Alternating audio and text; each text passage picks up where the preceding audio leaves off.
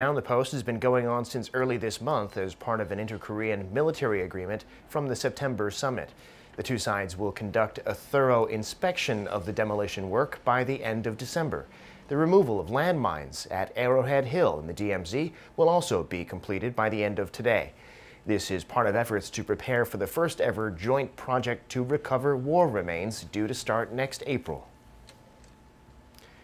The United States has reiterated that it is looking forward to having more high-level talks with North Korea. The State Department stressed on Thursday that great progress was made at the Singapore summit in June, but that further talks are not going to be forced into artificial time constraints. An official hinted at possible working-level talks, though, saying that future dialogue will take place, led by Washington's Special Representative for North Korea, Stephen Linton. South Korean President Moon Jae-in is now in Argentina to attend the G20 summit. On Thursday, his first day in Buenos Aires, he visited the city's Remembrance Park, a memorial to the victims of the so-called Dirty War waged by Argentina's military dictatorship in the 1970s and 80s against its enemies. President Moon paid tribute to those who died and praised Argentina's efforts to put history right and to hold those behind the atrocities accountable. The president also met with South Koreans living in Argentina and asked them to continue serving as a bridge between the two countries. And starting Friday, President Moon will join world leaders at the G20 summit and meet with several of them one-on-one on the sidelines. Top priority for the president will be diplomacy with North Korea, pressing the regime to abandon its nuclear program. Our Shin Se-min, traveling with the president, files this report. A packed schedule from multinational meetings to sideline summit with the world's movers and shakers who are in the process of gathering in the South American nation. Among a slew of other things, the focus for the South Korean leader is his administration's push to denuclearize North Korea and forge lasting peace on the Korean peninsula. One of President Moon's top priorities in Argentina is his sit-down with U.S. President Donald Trump. The two are set to discuss ways to try and lift growing uncertainties surrounding the stalled denuclearization talks between Pyongyang and Washington. The South Korean leader also has meetings lined up with the leaders of the Netherlands and South Africa. Both are non-permanent members of the UN Security Council, and the Netherlands also sits on the UN's North Korea Sanctions Committee. And Seoul hopes the meetings could oil the gears of the denuclearization process and open up the possibility of lessening the crushing sanctions on North Korea. As for the G20 summit itself, under the theme of building consensus for fair and sustainable development, President Moon is expected to share his vision of a South Korea that is inclusive for all. The key is on what President Moon, who proposed lifting the sanctions on North Korea, would come out of a meeting with President Trump, as the two most heavily involved players in the peace drive look for ways to take denuclearization to the next level. Shin Se-min, Arirang News, Buenos Aires. Meanwhile, South Korea's presidential office says details like the time, date, and level of formality of the summit between Presidents Moon and Trump are still under discussion. A Blue House official says the White House suggested that it be a one-on-one meeting of just the leaders and their translators rather than having diplomats and their security chiefs there. A one-on-one meeting would give the leaders a chance to discuss pending issues more frankly, but the official said the format of the meeting is still awaiting confirmation. Speaking on board Air Force One en route to Argentina, White House spokesperson Sarah Sanders said the Moon-Trump summit would be what she called a pull-aside rather than a formal bilateral meeting. In other news, South Korea's central bank has decided to raise its benchmark interest rate by 25 basis points. That puts it closer to the rate in the U.S., but with the Korean economy undergoing some stress right now, there are some concerns. Kim Hae-sung has this report. For the first time in about a year, the Bank of Korea has raised its benchmark interest rate to 1.75%. This also marks the first hike since November of last year, lifting the rate to its highest level since June 2015. The central bank pointed to growing financial imbalances for its latest decision. South Korea's household debt has topped $1.3 trillion, putting pressure on the bank to raise rates and curb lending. As of the third quarter, household debt has grown by 6.7% on year, faster than the average income growth of 4.6%. The widening rate gap with the U.S. is also a concern. Had the BOK left the rate unchanged, its rate gap with the U.S. could have widened to more than 1%, as the Fed is widely expected to raise rates again in December, increasing risks of a possible capital outflow. Given the local economy will face slower growth in 2019 and 2020, the Bank of Korea also doesn't have as much maneuvering room to lift its rates next year. Last month, the BOK slashed its earlier growth forecast for 2018 to 2.7% from 2.9%, with 2.7% growth for 2019. 김혜성, Arirang News. I'm Devin Whiting, and those are your news headlines.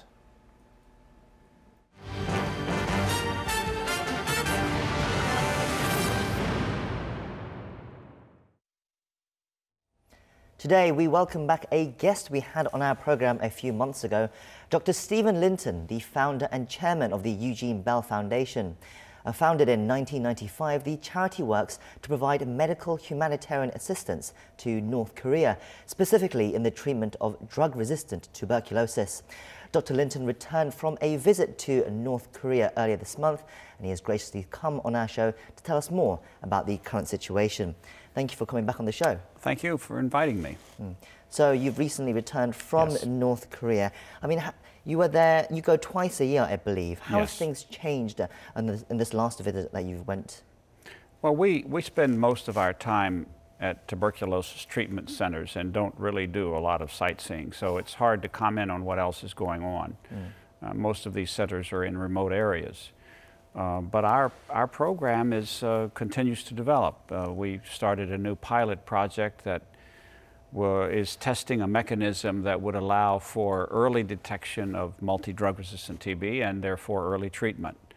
We'll have to see how it goes when we go back in the spring. So there hasn't been the situation with your treatment centres hasn't gotten any worse or better, considering that sanctions at the moment are very strict, and I understand sometimes you've had difficulties at getting through the equipment and things that you needed in the last few months. Well, medications have never been sanctioned. So the basics for treating multi-drug resistant TB have never been an issue. But we've had a project for developing isolation wards, prefab isolation wards for patients who need inpatient care. And those were caught in sanctions as of last December. But today we heard that our application for a UN Security Council sanctions exemption was approved. So now that project is back on track, we really have no issues with sanctions for the time being. So yes, let's talk more about that. So today you just issued a press release saying that the UN Security Council has confirmed your request to be given these exemptions. I mean, can you tell us more about that? Well, in December of last year, a new level of sanctions was announced that mentioned prohibitions against metal. And there were various interpretations of exactly what that means. Theoretically, all humanitarian aid related issues are supposed to be exempt, but the Republic of Korea and the People's Republic of China took the position that the new sanctions regulation would prohibit anything made out of metal. So obviously, if you're sending in prefab patient wards, you have a metal roof, you have metal doors, that sort of thing, a heating system. All of these were a problem. So we asked the Sanctions Committee for clarification, and they published some guidelines in August. And we applied again in September under the new guidelines, requesting specific for a clear exemption for the exact items that we are supposed to ship. And it took a while, but they approved everything, including the heating systems and the roofs and everything else. So now we're back on track. That must be a huge relief for your efforts. It's huge relief. Because multi-drug resistant TB requires, particularly at the early stages, requires constant caregiver attention. These people are given a shot every day. There are 6 drugs.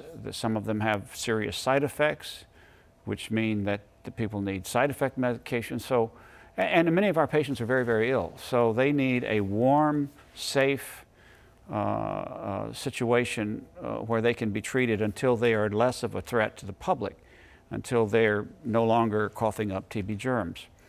And the patient wards in North Korea, for the most part, have halls, which means that a coughing patient's germs will migrate from room to room and into the halls, and as a result, caregivers get sick and patients exchange germs, and it can be a bigger problem than anything else. But now we can send them wards that have all the doors open to the outside and yet are warm enough and safe and comfortable enough to make a patient want to stay even in the wintertime. It must have been, though, quite frustrating to get to this point, because there were these sanctions and you're offering humanitarian assistance, which should be exempt from these sanctions, but because the rules were unclear as such, it's been a battle, must have been. It's been a battle. I think one of the problems is that particularly recently, this term humanitarian assistance has been expanded. Many international organizations and large NGOs and even small NGOs are providing what they call capacity building or developmental assistance. And they call this humanitarian aid. But the intent of these programs is to make life better for people, which is certainly nothing wrong with that. But genuine emergency aid is not necessarily to make life better, it's to save life that is in danger of ending. And our program falls under the category of emergency aid, life-saving aid, because our patients, many of them will die within 6 months, probably all of them within 3 years or 4 years, if they are not treated with the right medications. So I think pulling this term back apart, where a distinction is made between life-saving aid, which no one, including the U.S. government or anyone, objects to, and developmental aid that can look in a certain sense like economic aid, has been the challenge. And gratefully, the parties involved have apparently come to a conclusion that there is this difference, and that our needs to ship emergency aid should be respected. Do you think the current positive atmosphere involving relations with North Korea has helped you get these exemptions? No, if anything, I think it has made it more of a challenge, because there are fundamental differences in policies toward North Korea now among the major players. There was a time when, for the most part, humanitarian assistance was handled by international organizations. And the Republic of Korea governments were largely opposed to all international aid and prevented South Korean NGOs from participating in these programs. And the U.S. was sort of an honest broker, and many times the U.S. government helped us get permits in South Korea that we needed to continue our program during the previous administration. So this was the arrangement. Now these players are changing places. And every time you have, which is good, South Korea is now much more, the ROK is proactive. They're moving in, they want to move into a leadership position in terms of North-South relations. But as main players change places, you create vacuums. And one of the vacuums that has been created due to this dynamic is tuberculosis. You see, the Global Fund has pulled out this year, probably not that eager to re-engage because South Korea is engaged. In other words, everyone is looking to the Republic of Korea to play a leadership role in humanitarian assistance. Not that the international organization will not be engaged, but they don't have to play the kind of role they played before. And yet, as yet, the Republic of Korea has not stepped into the humanitarian aid vacuum that has been created by the change of places. I mean, there are some small steps perhaps being made by the South Korean government so far. They held medical talks just recently, which is the first time in 11 years that these kind of even talks about medical exchanges has taken place. What do you make of the fact that South Korea are making these steps so far? I think it's a great idea, but the clock is ticking. Global Fund medications, TB medications, will begin to run out at the end of next year. In our experience, the medications that we use and the Global Fund used were ordered from the Global Drug Facility. And so we were basically ordering drugs from the same place. And based on our experience, it can take 9 months between the time drugs are ordered and the time they're delivered. So that means that to fill the vacuum that will be created when the drugs from the Global Fund are no longer available, those drugs need to be ordered in March. And again, my concern is not that the ROK government and the DPRK government are not concerned about this problem, but that in the sort of changing of places and the restructuring of this problem, that there'll be a gap before they're able to come to an agreement to address this issue before the drugs run out.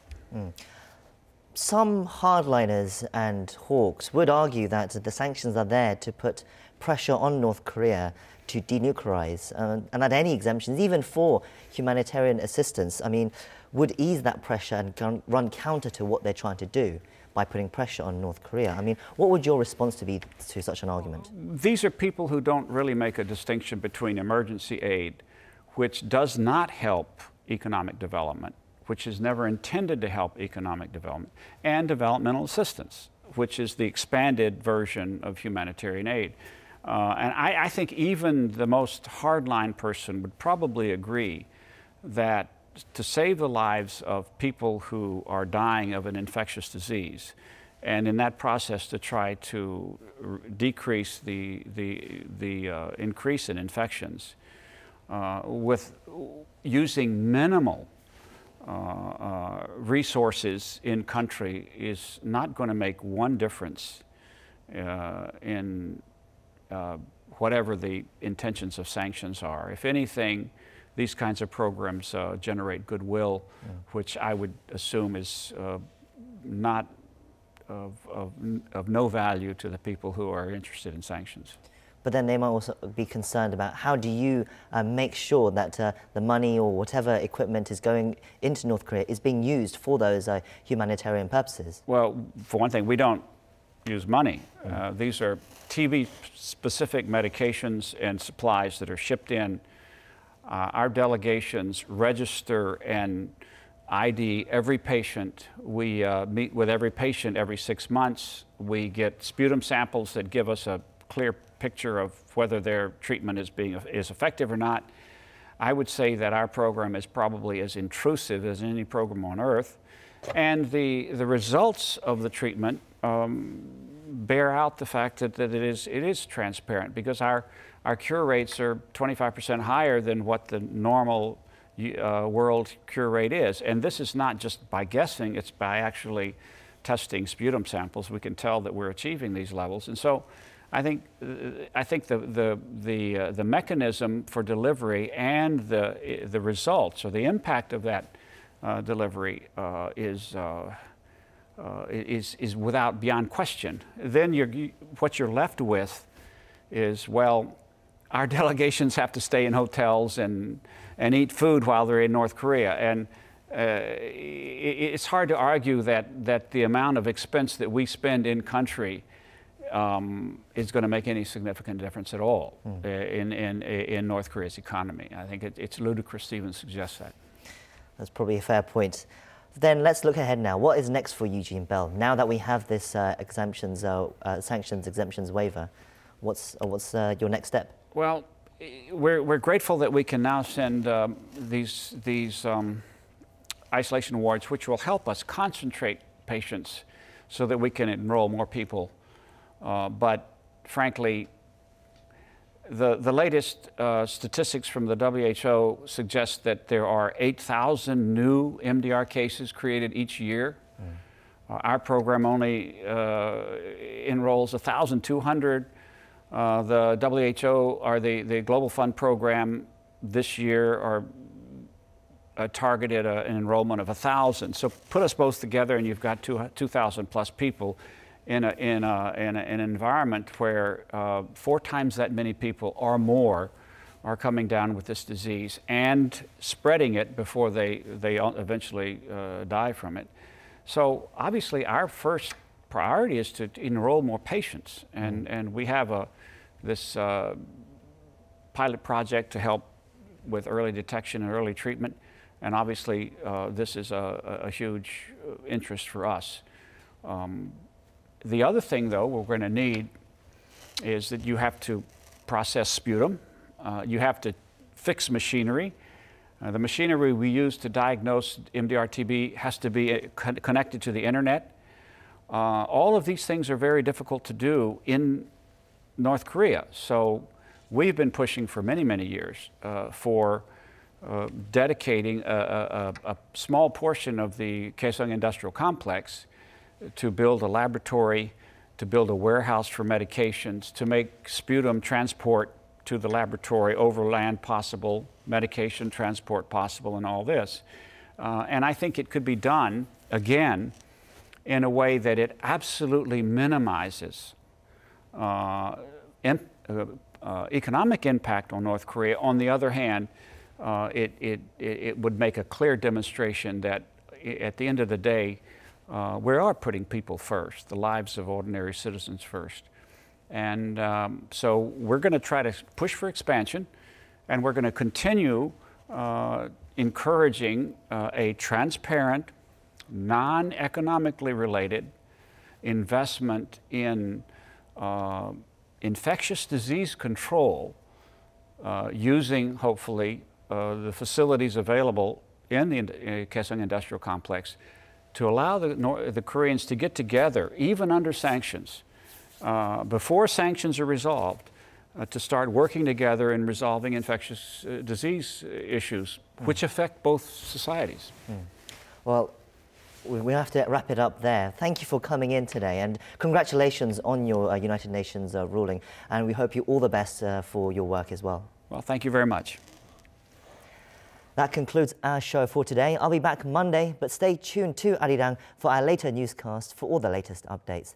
Thank you for watching and hope you have a good end to the week. Goodbye.